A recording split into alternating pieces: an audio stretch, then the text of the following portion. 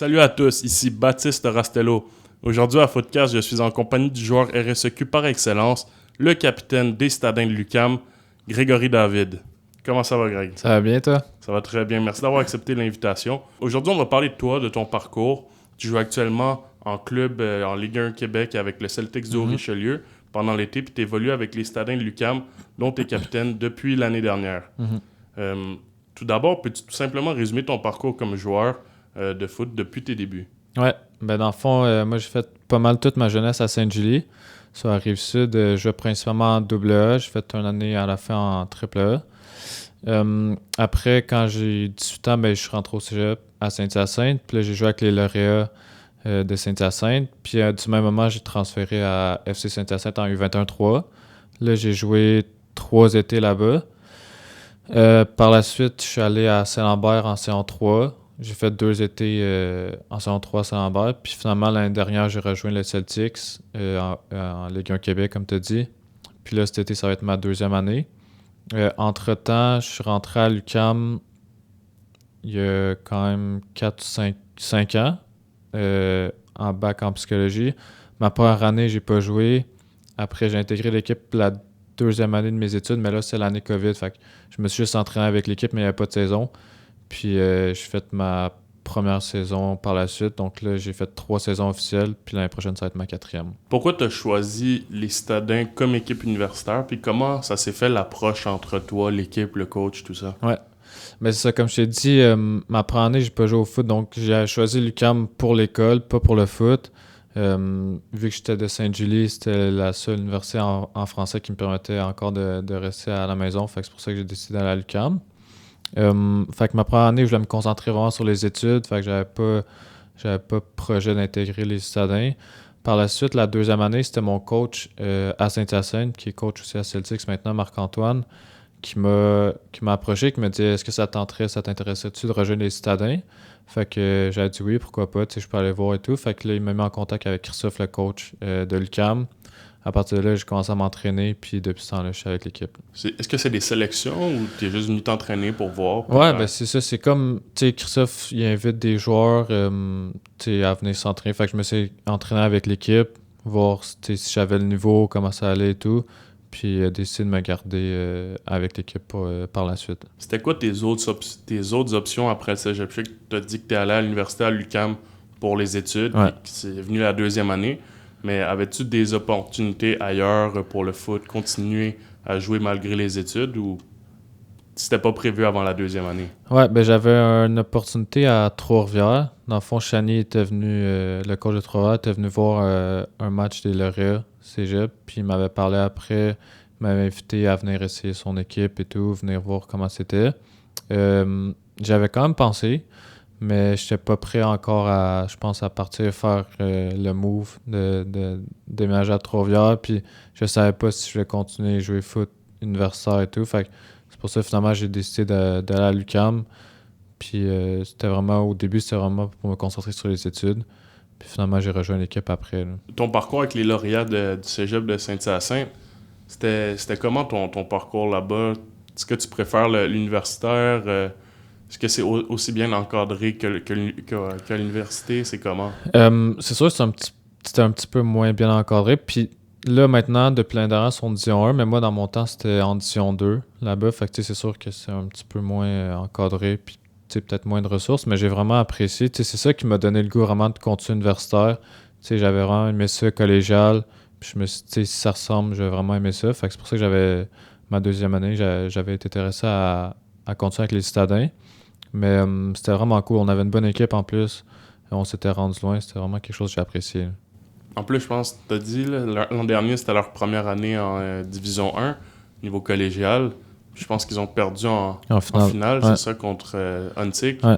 Donc, ça montre une belle progression. S'il y a à peine 3-4 ans, ils étaient en Division 2, là, Division 1, en plus, presque champion. Donc, ouais, ils ont vraiment un bon programme. Puis le coach, il est vraiment bon. Là, c'est Marc-Antoine, justement. Le recrutement, il travaille fort. Puis c'est vraiment, tactiquement, moi, c'est un coach que j'ai beaucoup apprécié. Puis je suis sûr qu'ils vont juste, là, en plus, vu qu'ils ont fait la finale, il y a vraiment beaucoup de joueurs qui sont intéressés à les rejoindre et tout. Fait que je pense que l'année prochaine va être encore meilleure. Fait que, ouais, c'est vraiment cool. Est-ce que comme Saint-Hyacinthe, c'est un peu plus reculé là, que d'autres cégeps? Mhm. On sait que la majorité des cégeps dans le championnat, il y a Trois-Rivières. Puis sinon, c'est pas mal autour de Montréal, Rive-Sud, Ouais. Rive-Nord.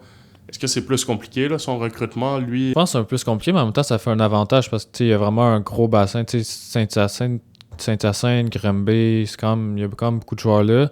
Puis même sur la rive sud, avant la seule option c'était Champlain, mais pour ceux qui veulent pas nécessairement aller étudier en anglais, les gars de Sainte-Julie, même Longueuil, Saint-Basile, tout ça, là ça l'ajoute quand même une option qui est Saint-Hyacinthe. Fait que je pense qu'ils ont quand même un bon bassin, puis ils peuvent recruter beaucoup de joueurs, je pense. Mis à part la distance, je reviens à l'UQAM, là. Mm-hmm. C'est quoi les avantages que ça t'offre, surtout en tant qu'étudiant athlète, l'université ici, le programme? Ben, c'est sûr que c'est quand même très bien encadré, moi, je trouve, pour combiner les études et le foot. On a des personnes ressources pour ce qui est juste de nos horaires, ou sinon, si on a de la difficulté dans certains cours, on peut avoir des tuteurs et tout. Fait que je pense qu'ils ont vraiment bien adapté le foot et l'école. Fait que je pense que c'est vraiment un avantage qui est intéressant ici, là. Il y a énormément de joueurs évoluant dans le circuit RSEQ qui ne sont pas du Québec, notamment des Français qui arrivent de National 3, Régional 1, ces championnats-là, ou même de certains qui ont fréquenté des centres, des centres de formation. National 3, Régional 1, ça correspond à des 5e, 6e divisions en France. Est-ce que selon toi, c'est ces joueurs-là d'Europe, les Français ou de d'autres pays qui arrivent ici, qui sont impressionnés par le niveau des Québécois, ou c'est les Québécois qui sont impressionnés par les joueurs qui arrivent de là-bas? Ben, je pense qu'il y a un petit peu des deux. C'est sûr que je pense que il y a quand même des joueurs qui arrivent de centres de formation, de quand même de bons clubs qui sont établis, qui viennent ici, je pense, sont quand même impressionnés par le niveau ici, qui s'attendaient peut-être pas nécessairement à un niveau assez quand même qui est élevé. C'est sûr que le Canada, c'est pas reconnu pour le foot. Mais c'est sûr que je pense que ça les impressionne quand même le niveau. Puis aussi, c'est quand même un foot qui est différent de l'Europe. Ici, c'est surtout physique, athlétique, beaucoup de pression, très intense. Fait que c'est surtout ça les différences. Puis je pense que c'est ça qui les impressionne un petit peu quand même. Est-ce qu'ils arrivent ici, selon toi, avec une impression, une idée qu'ils vont être un peu plus dominants que lorsqu'ils étaient en Europe, ou ils vous prennent comme n'importe qui sur le terrain? Non, je pense pas qu'ils arrivent avec une idée qu'ils vont être dominants. Ben, en fait, ceux que je connais, je pense pas. Mais je pense qu'ils arrivent peut-être avec une idée du foot que finalement, c'est pas le même ici. Ils arrivent peut-être qu'ils vont plus un petit peu jouer au ballon, un petit peu moins intense. Puis c'est surtout ça qui les surprennent, à quel point la pression vient vite, t'as pas trop le temps de prendre 2, 3, 4 touches de balle. Fait que c'est surtout ça les grandes différences. Là. La saison dernière, tu as obtenu 9 buts et 3 passes décisives en 12 matchs. Tu as participé à 12 buts sur 19 au total de ton équipe. Est-ce que tu sentais avant la saison que c'était l'année pour toi que tu allais exploser? Je sentais quand même que j'allais faire une bonne saison. Là, j'arrivais à ma 3e saison. Puis mes 2 avant, chaque saison, j'avais une progression. Fait que je pensais que j'étais assez confiant que j'allais encore continuer à progresser. Puis c'est quand même important pour l'équipe. Après, ça m'a quand même surpris. Je m'attendais quand même pas à marquer autant de buts. Dans mon profil, je suis plus quelqu'un dans ma carrière, mettons, qui fait plus des passes un petit peu, mais qui marque un peu moins. Puis là, finalement, durant la saison, des blessures et tout, j'ai joué un petit peu plus haut que d'habitude. Fait que j'ai pu marquer plus que ça. Ça m'a quand même surpris. Mais j'étais quand même assez confiant que j'allais faire une bonne saison universitaire. Puis ta préparation pour la saison, est-ce qu'elle avait été différente ou pas du tout? Ben, ce qui a changé un peu, c'est que j'avais joué en Ligue 1. Ça, je pense que ça m'a aidé. C'est quand même 2 championnats RSEQ, puis Ligue 1, c'est des championnats qui sont assez différents. Ligue 1, je pense que c'est plus tactique, plus technique, mais un petit peu moins intense. Mais ça fait pratiquer des trucs à RSEQ, c'est peut-être moins présent. Ça fait voir d'autres choses. Fait que je pense que c'est quand même quelque chose qui m'a aidé. Techniquement, genre des petits espaces, des trucs comme ça, ça m'a quand même bien préparé pour le championnat universitaire. L'année dernière, alors que peu d'équipes vous voyaient vraiment finir dans le haut du classement, vous vous êtes battu pendant longtemps pour finir au moins top 2. Là. Il y avait UDM qui c'était un peu plus au-dessus. Mhm. Mais vous avez terminé 3e, tout juste derrière Trois-Rivières en RSEQ. Mhm. À la base, au début de la saison, c'est quoi les objectifs que vous étiez fixés? Ben, c'est sûr que c'était les champions canadiens. Même la première place. Après, on n'a pas eu le début de saison qu'on a espéré. Fait que je pense que la première place, elle nous a échappé quand même tôt. Mais à partir de la moitié de la saison, je pense qu'on a vraiment une bonne deuxième moitié. Puis ça a toujours été champion canadien. L'année d'avant, on avait perdu encore en demi-finale contre Trois-Rivières. Fait que c'est sûr que notre objectif, c'était de continuer à progresser puis de passer ces demi-finales-là. Ça n'a pas été le cas, mais je pense qu'on a quand même une bonne progression. On avait un groupe qui était assez soudé puis qu'on avait déjà une bonne chimie, une bonne base. Fait que je pense qu'on a quand même surpris quelques équipes, mais nous, on n'était pas surpris d'être là, puis on savait que notre place était quand même dans le top 2, top 3. Là. Grâce à la 3e place, justement, vous aviez eu la chance de vous qualifier pour ce championnat canadien, comme l'année précédente, mais malheureusement, vous perdez en demi-finale 2-1 à Trois-Rivières contre cette équipe du QTR. Est-ce que c'est la défaite la plus difficile à accepter de ton parcours? Ouais, 100%. C'est sûr qu'il y a aussi... le match commence, on perd 1-0, après on a la chance de revenir à un score avec un penalty que je rate. Fait que, autre le fait qu'on a perdu, c'est sûr que personnellement, ce match-là, j'ai pas joué à la hauteur de ma saison, à la hauteur de ce que je sais ce que je suis capable de faire. Fait que c'est sûr que après le match, j'avais le sentiment d'avoir laissé tomber l'équipe parce qu'au final, c'est ma responsabilité quand même de prendre ce pénal-là, de marquer.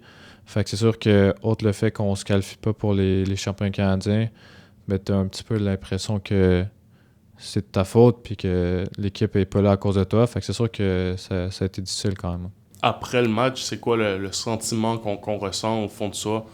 Non seulement, tu l'as dit, tu as un match plus compliqué, mais aussi, après tous ces efforts, une belle saison, surtout de ta part individuellement, c'est quoi que tu ressentais dans le vestiaire, dans le trajet du retour en bus? Ben, c'est des regrets, de la déception.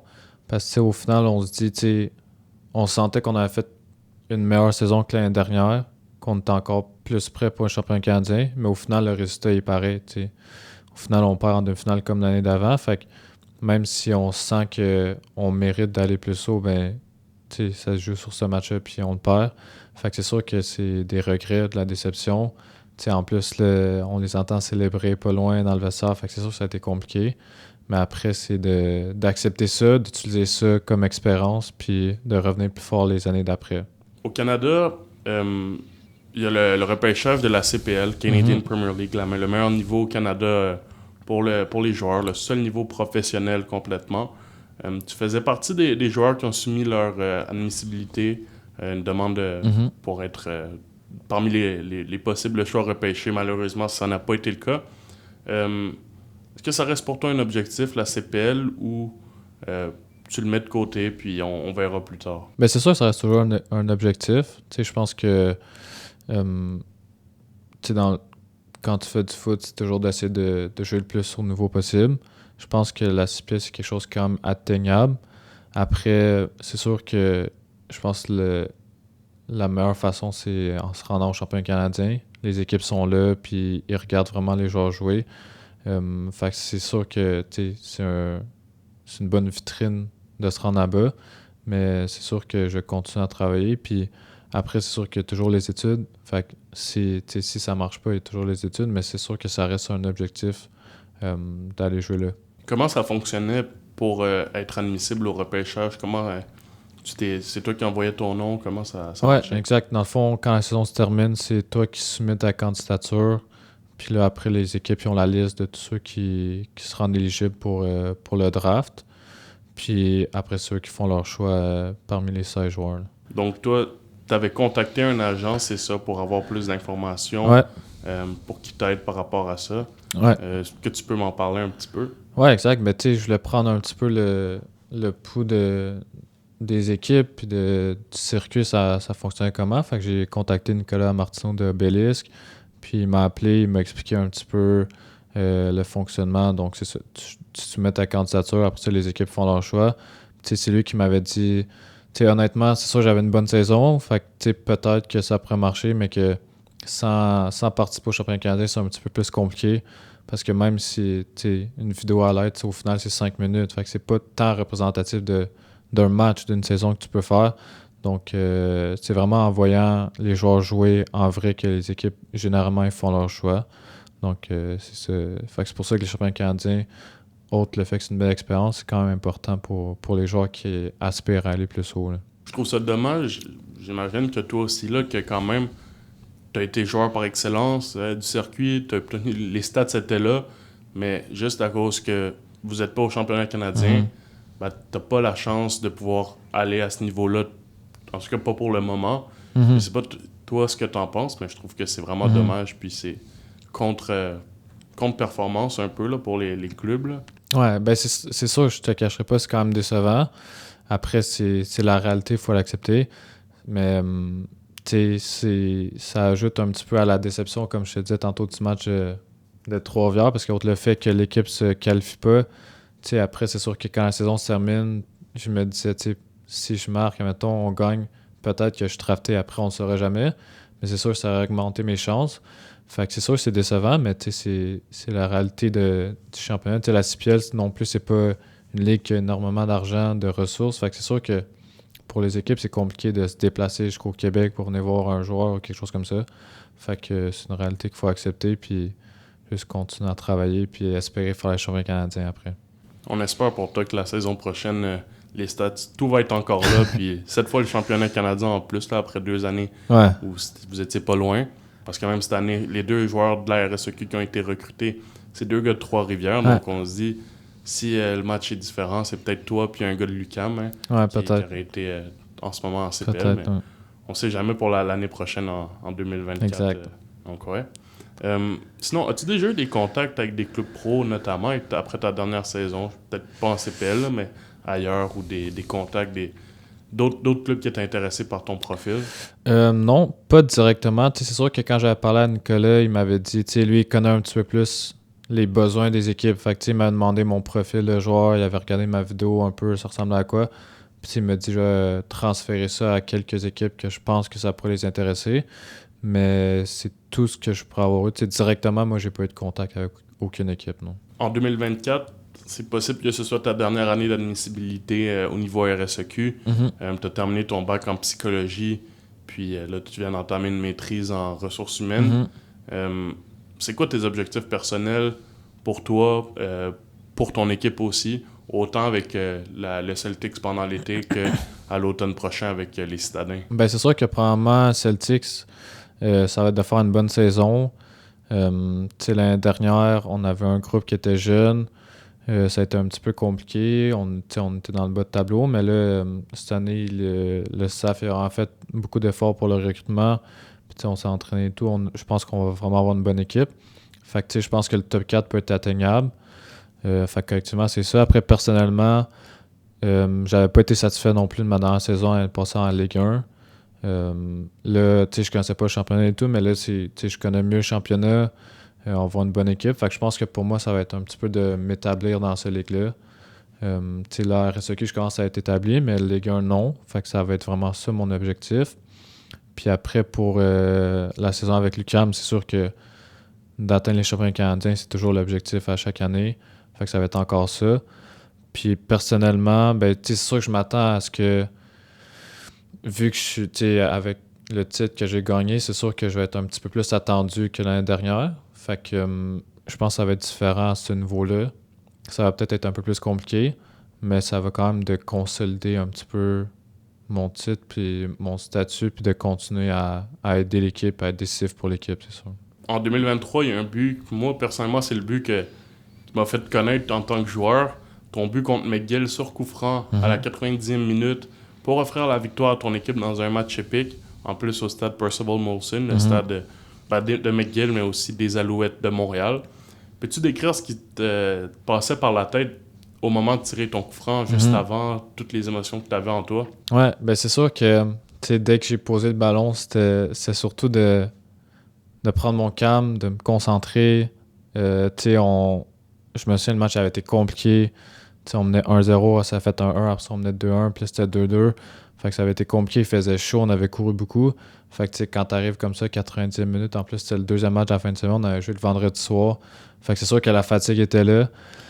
Fait que c'est juste de me calmer un petit peu, de me concentrer. Puis tu sais, j'avais mis un coup franc en match préparatoire il n'y a pas longtemps de ça, environ à la même place. Fait que tu sais, je voulais le frapper un peu comme ça. Fait que je me disais qu'avec tous les joueurs qu'il y avait devant le gardien, si je réussissais à bien la mettre assez fort, il y avait quand même des bonnes chances que ça rentre. Fait que c'est vraiment juste de prendre mes esprits, de me calmer, puis de bien la frapper. On a parlé tantôt que le match de demi-finale contre UQTR, ça a été un des moments les plus difficiles dans ton parcours. Mais est-ce que ce but-là, cette victoire-là, c'est un des meilleurs moments? Ouais, certainement. Dans la saison, je pense ça. Puis, mais en fait, j'ai 3 moments que j'ai bien appréciés durant la saison. Il y a ce but-là. Après, il y a le match contre Concordia où on gagne 4-0 puis je mets triplé. Ça, c'est sûr, c'était spécial aussi. Je me souviens, il y avait plein d'amis qui étaient dans les estrades et tout. Puis le match contre Trois-Rivières aussi. Match retour qui était là-bas. Où il y avait beaucoup de monde, ça insultait. Le stade était rempli, puis on gagne. Je pense que c'était la première fois, moi, que je gagnais en saison régulière contre Trois-Rivières en 3 ans. Fait que ça, c'est un bon moment aussi, c'est sûr. Tu l'as parlé, tu te faisais insulter à Trois-Rivières. Ouais. Est-ce que c'est le stade le plus intimidant du championnat RSEQ? Je pense que ouais. Moi, personnellement, c'est le stade que j'aime le plus jouer. Le terrain est beau, les estrades sont souvent remplies. Puis je me souviens, justement, ce match-là, c'était l'équipe de hockey des Patriotes qui était là avec un micro. Puis je pense qu'il avait regardé les stats ou quelque chose parce qu'il m'insultait par mon nom. Puis il me parlait toute la première mi-temps. Fait que c'est sûr qu'après de marquer puis de gagner, c'est sûr que c'est encore plus satisfaisant quand tu peux un peu leur remettre l'appareil. Là. Parlant de stade, vous, l'UQAM, vous jouez sur le synthétique entre le stade Saputo et le stade olympique. Mm-hmm. Ça te fait quoi, toi, de jouer sur votre terrain? D'un côté, tu marques, tu as le stade olympique, un des plus gros stades où il y a eu des événements incroyables. De l'autre côté, l'équipe professionnelle de la ville de Montréal. Ça te fait quoi, toi, de jouer là et de te dire, ça serait cool peut-être un jour de jouer dans ce stade-là pour les équipes de la ville? C'est sûr que ça serait quelque chose, mais non, c'est vraiment cool de jouer là. Je me souviens, quand j'ai commencé à m'entraîner, c'était assez impressionnant. Tu regardes le stade olympique derrière le stade Saputo, c'est vraiment un beau terrain aussi. Puis on dirait qu'à chaque fois que je reviens pour le camp en août, on dirait j'aime ça jouer là. Je rends compte que j'ai la chance de jouer sur ce terrain-là, puis c'est cool à jouer là. Par la suite, je vais parler de la saison universitaire au Canada. Elle est très courte. On parle d'environ 2 mois, un peu plus de 2 mois de compétition, de match.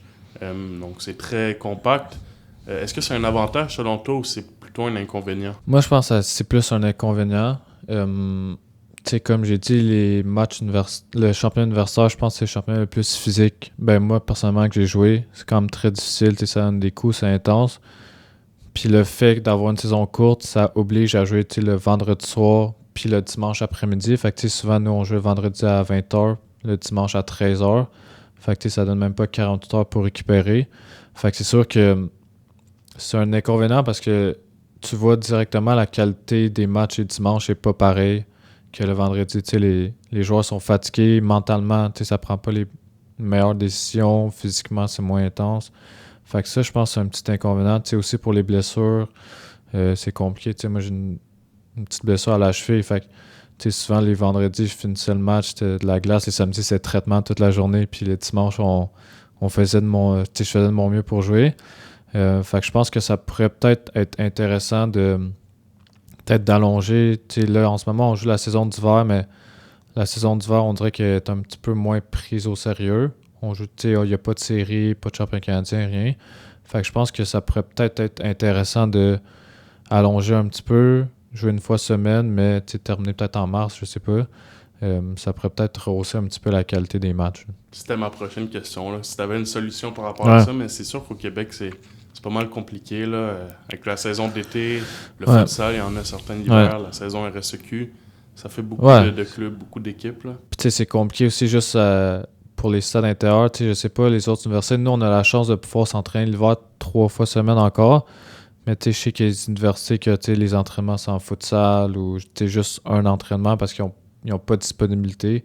Fait que c'est sûr qu'il y a la contrainte des stades. C'est sûr que ça force les dirigeants à mettre une saison automne plus courte.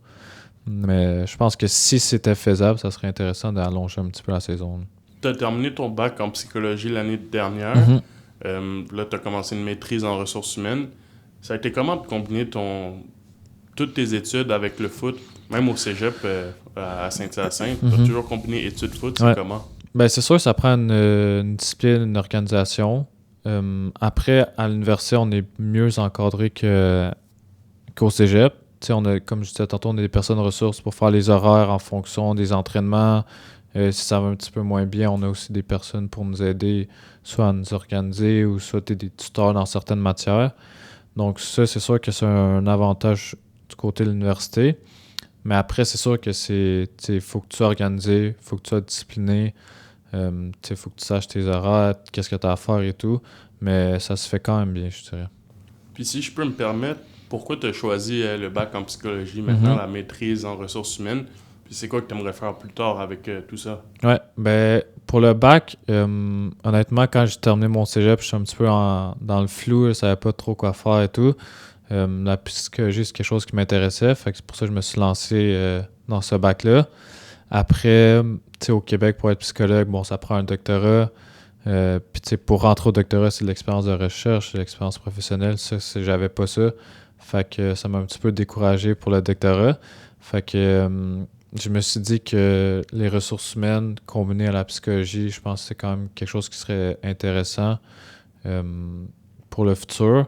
Puis après, quand je vais avoir terminé ma maîtrise, un poste en développement organisationnel, c'est quelque chose qui m'intéresserait. Fait que d'amener une organisation à un plus haut niveau en utilisant mon bagage en psychologie puis les ressources humaines. Donc là, on va passer au deuxième segment. Tu es le deuxième à le faire sur la chaîne, le CV de l'invité.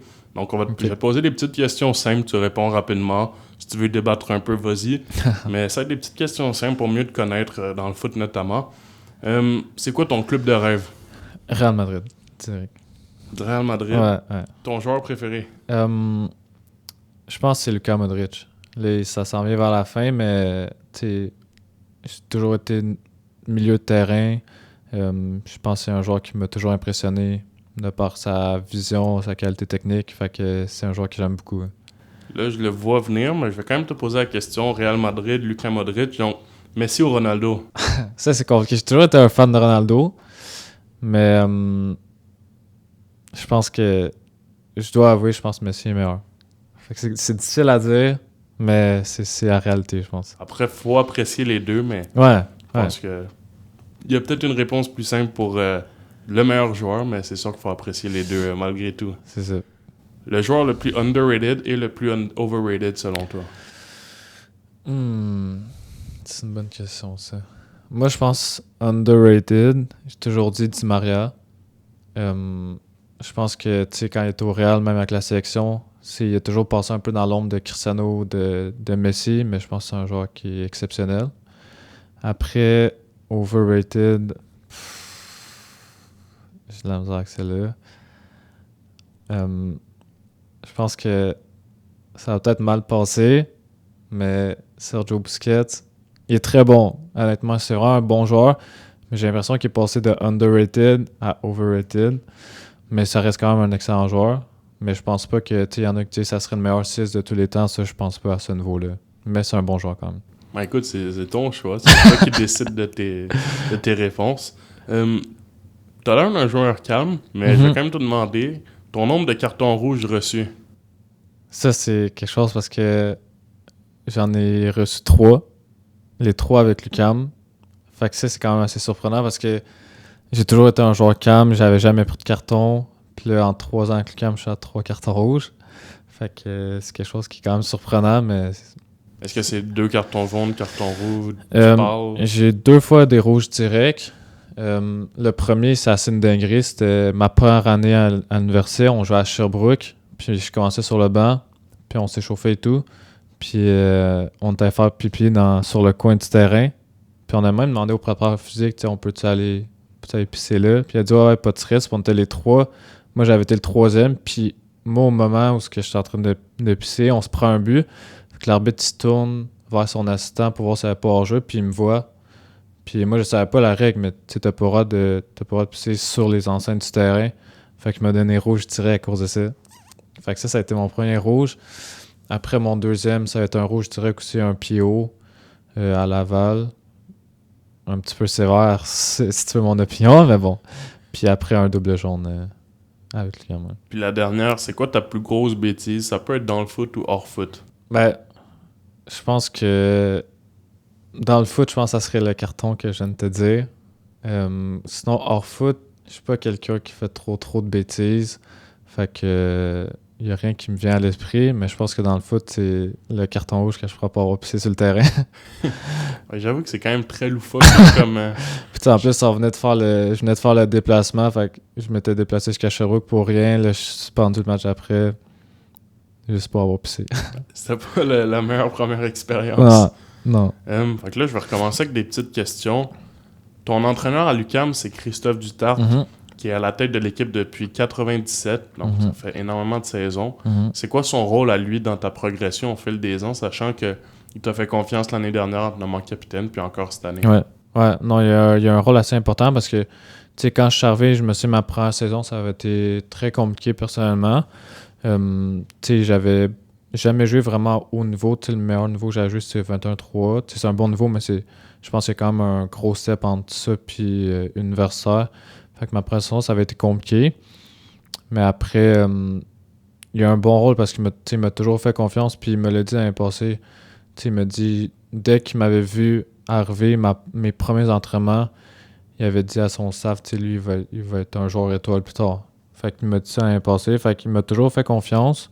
Puis tu sais, ce que j'aime beaucoup de Christophe, c'est pour les joueurs offensifs, il dit toujours, tu sais, essayer des trucs, tenter des affaires. Si vous ratez, c'est pas grave, c'est juste la réaction. Tu sais, si tu rates, tu fais rien, c'est là qu'il y a le problème. Mais si tu rates, tu défends, il n'y a aucun problème. Fait que ça, c'est, je pense, pour les joueurs offensifs, surtout, je pense qu'il n'y a rien de mieux parce qu'après, tu as la confiance de tenter des trucs, puis après, c'est ça qui réussit. Là.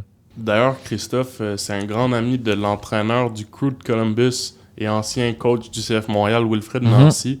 Grâce à leur relation, justement, ton équipe aura la chance de se déplacer à Columbus dans quelques jours pour affronter l'équipe réserve du Crew, de visiter les installations, mais même d'assister à un match de l'équipe première contre Chicago, si je me trompe pas. Ouais. Comment toi, tu l'as vu, cette opportunité-là qui est quand même c'est incroyable? super cool. Ouais, c'est vraiment cool. Puis tu sais, c'est un projet que je sais que Christophe a l'intention de répéter après, mais tu sais, ça va être le fun de juste un peu vivre à travers les joueurs pros, tu sais, qu'est-ce qu'ils font, parce que on va pouvoir aussi assister aux entraînements un peu, tu sais, on va avoir accès aux installations aussi. Fait que tu sais, vraiment de voir qu'est-ce que ça fait un joueur pro, c'est quoi la différence entre l'amateur et le professionnel. Fait que puis aussi c'est quand même une bonne opportunité pour une belle vitrine, surtout pour les gars qui sont un petit peu plus jeunes dans l'équipe surtout. De jouer contre une équipe réservée à MLS, c'est très bien. Fait que j'ai vraiment hâte de partir. Là. En plus, c'est une des meilleures équipes, là, réserve de la MLS, champion il y a 2 ans, finaliste l'an dernier. Leur entraîneur-chef est plus là, c'est rendu Laurent Courtois, l'entraîneur du CF Montréal. Donc, puis en plus, je pense qu'il est tout récent là, le centre les installations du Crew pour les entraînements, ça fait 3-4 ans qu'il est en place. Puis c'est un des meilleurs, si ce n'est le meilleur de la ligue. Là, donc vous avez vraiment... c'est ça. Puis tu sais, justement, Christophe puis notre préparateur physique à Tannes, il avait été invité à la finale MLS par Wilfred. Fait que c'est de là qu'est parti le projet. Mais tu sais, Christophe m'a dit que ils sont très généreux. Ils les ont vraiment...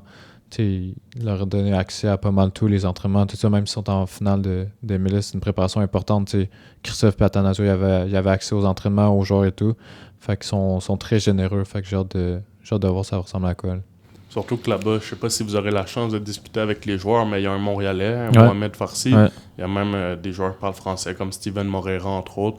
L'ancien du CF ne parle pas français, mais Evan Bush, qui est quand même une référence dans la ligue. Donc, est-ce que vous aurez la chance de pouvoir leur parler ou tu sais pas trop? Je sais pas, ça reste à voir, mais je pense que oui, un petit peu, qu'on va assister aux entraînements. Puis Christophe, il m'a dit, il sait pas encore, mais il dit, ça m'étonnerait pas, mettons, qu'il nous laisse, mettons, peut-être manger avec les gars et tout, vu qu'on va être sur les installations.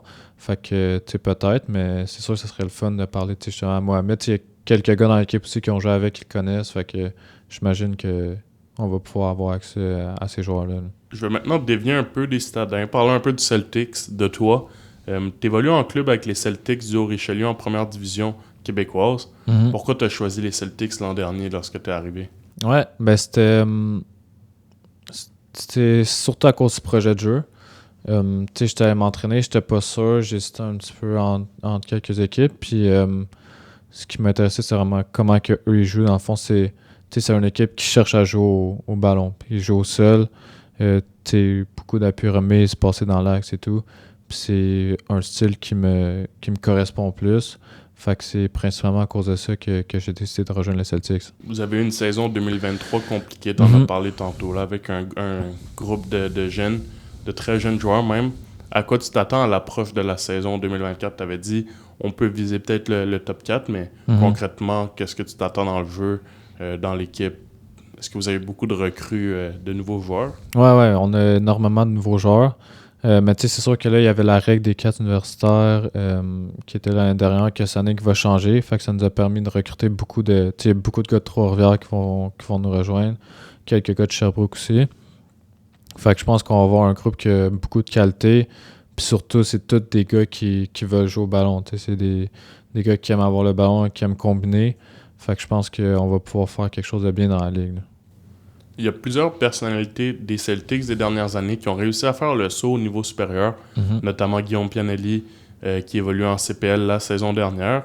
Et plus près d'ici, David Saury, qui était à Los Angeles, qui est rendu avec le CF Montréal, nouvel adjoint de Laurent Courtois, ou encore Luan Flicht, je ne sais pas si c'est exactement la prononciation, mais qui est analyste à Haut-Richelieu, puis je pense avec les Patriotes de l'UQTR, puis qui est maintenant analyste vidéo en chef de l'Impact, à tout juste même pas 25 ans, donc vraiment incroyable. Est-ce que c'est quelque chose, toi, qui te motive de savoir tout ça par rapport aux Celtics, ou tu regardes pas trop ces choses-là, tu te fies vraiment plus à toi? Non, mais c'est sûr que ça montre que c'est possible, que si tu fais des bonnes saisons, que si tu travailles fort et tout, c'est quelque chose qui peut payer.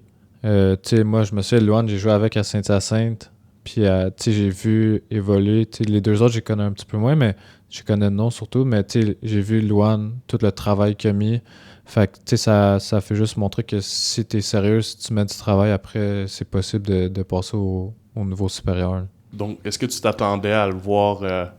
T'es pas... Ben, on est toujours surpris quand un de nos amis réussit à se rendre aussi loin comme il a fait, mais à quel point tu savais qu'il allait pouvoir réussir à atteindre un niveau comme le CF Montréal lorsque tu l'as connu en voyant tout le travail qu'il faisait? Ben, je savais que, c'est sûr que ça me surprend pas qu'il atteigne le monde professionnel, mais j'étais surpris de à quel âge je l'ai fait, tu sais.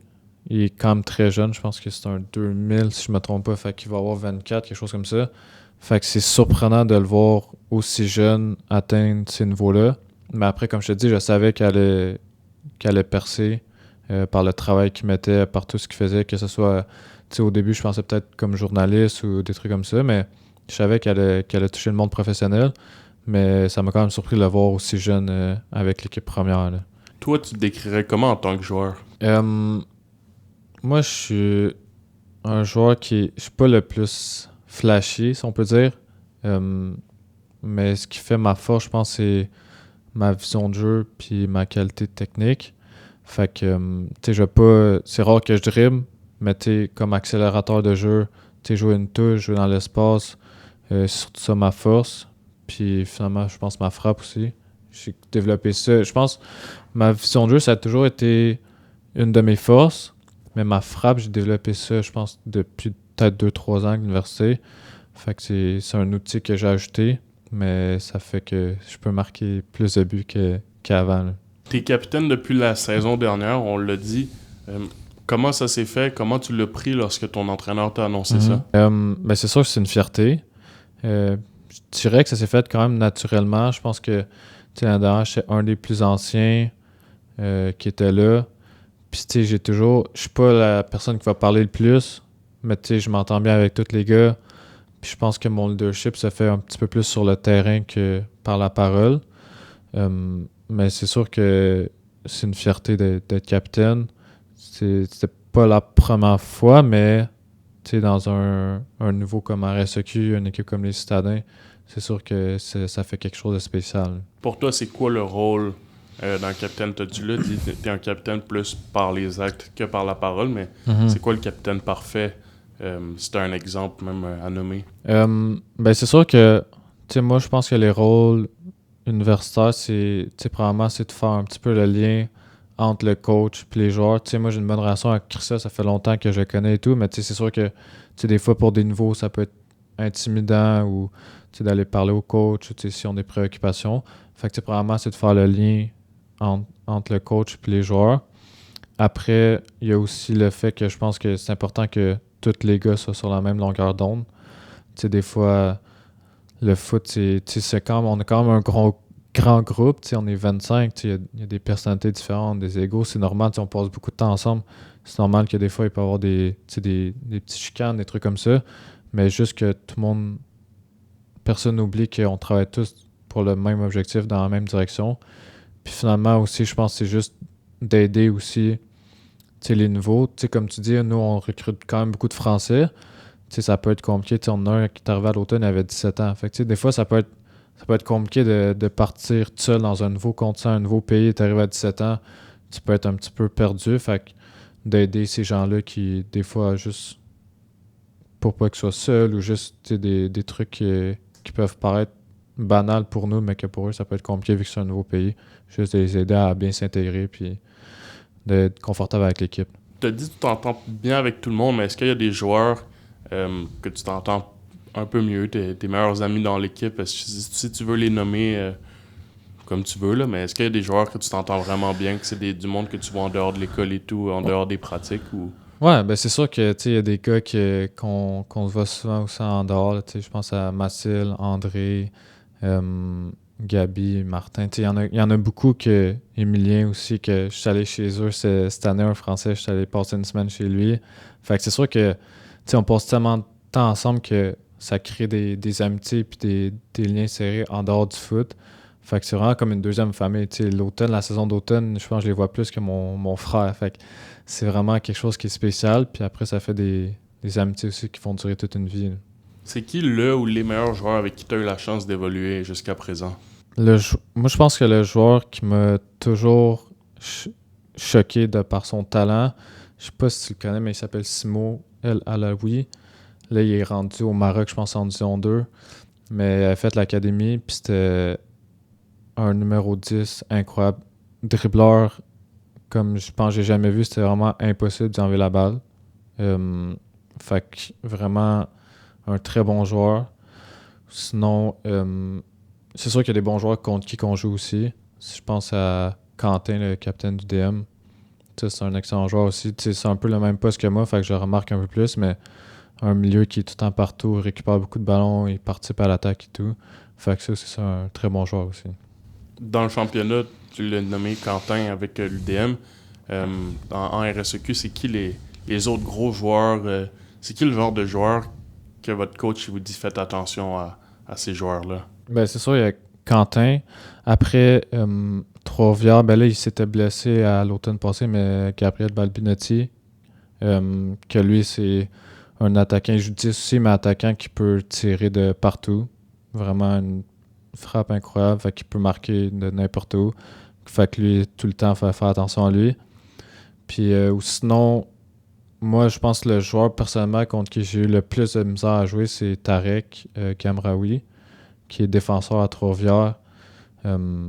Très solide défensivement, puis même avec le ballon, il est excellent. Ça, je pense que c'est le joueur contre qui j'ai le plus de difficultés à jouer, là. Si tu pouvais avoir une discussion avec n'importe quel joueur, du passé ou du présent, ce serait qui et pourquoi? Je pense que ce serait Cristiano Ronaldo. Je pense que par ce qu'il a fait, par son éthique de travail, sa mentalité, je pense que c'est lui qui a la meilleure mentalité dans le foot. Fait que juste avoir une discussion de d'où vient cette mentalité, qu'est-ce qu'il fait. C'est sûr qu'après, tu deviens certainement meilleur si tu suis tout ce qu'il fait, là. Je vais revenir à une question très basique, mais comment est venu ton amour pour le foot quand tu étais jeune? Ben, c'est venu de mon père, en fait. Mon père a toujours joué au foot. Fait que j'ai commencé, je pense, à 4-5 ans.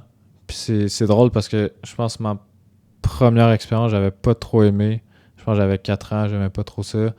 Mais j'avais continué, puis après ça, tu sais, j'étais très gêné à l'époque, des trucs comme ça.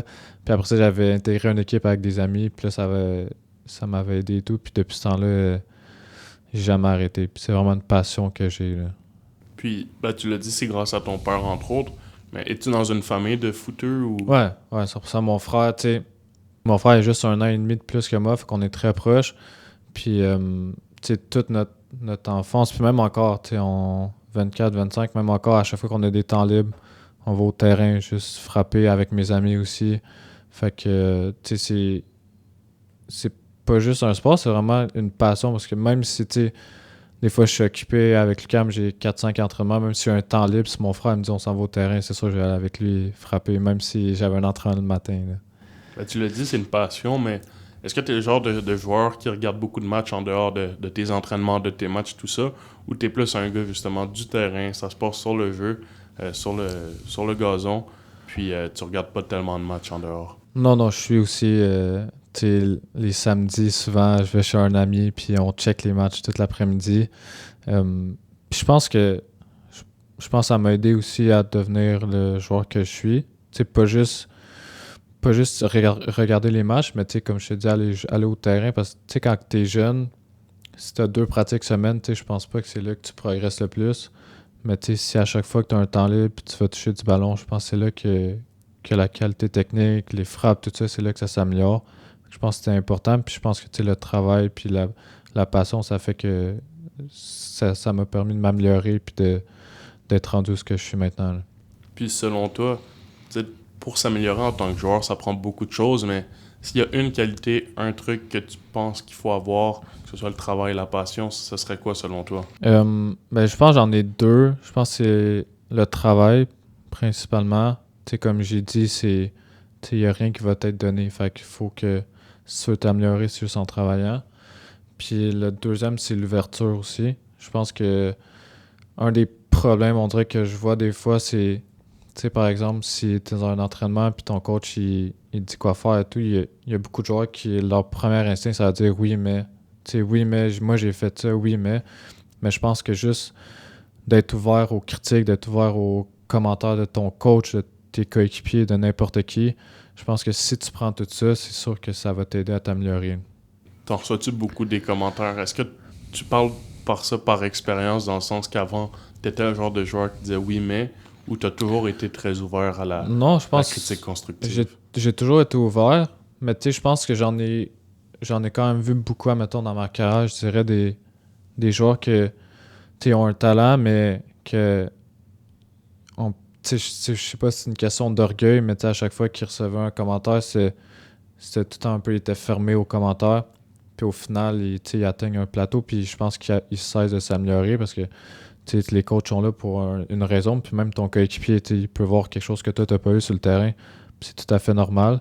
Fait que je pense que d'être ouvert à ces commentaires-là, c'est vraiment la base pour progresser. C'est quoi tes autres passe-temps sinon en dehors du foot?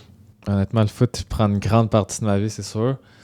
Mais tu sais, je pense que je suis quand même quelqu'un de. Je suis timide, mais en même temps, avec mes amis, je suis très, pas social, mais genre, j'aime ça passer du temps avec mes amis. Fait que, tu sais, à chaque fois que j'ai du temps libre, je vais chez des amis, tu sais, juste jouer à FIFA, juste chiller, regarder la UFC, regarder le foot, juste passer du temps avec les amis.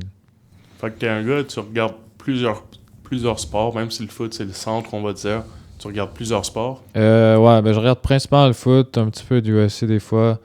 Basket un peu, ça m'arrive, mais c'est surtout le foot, là. Ok. Ouais.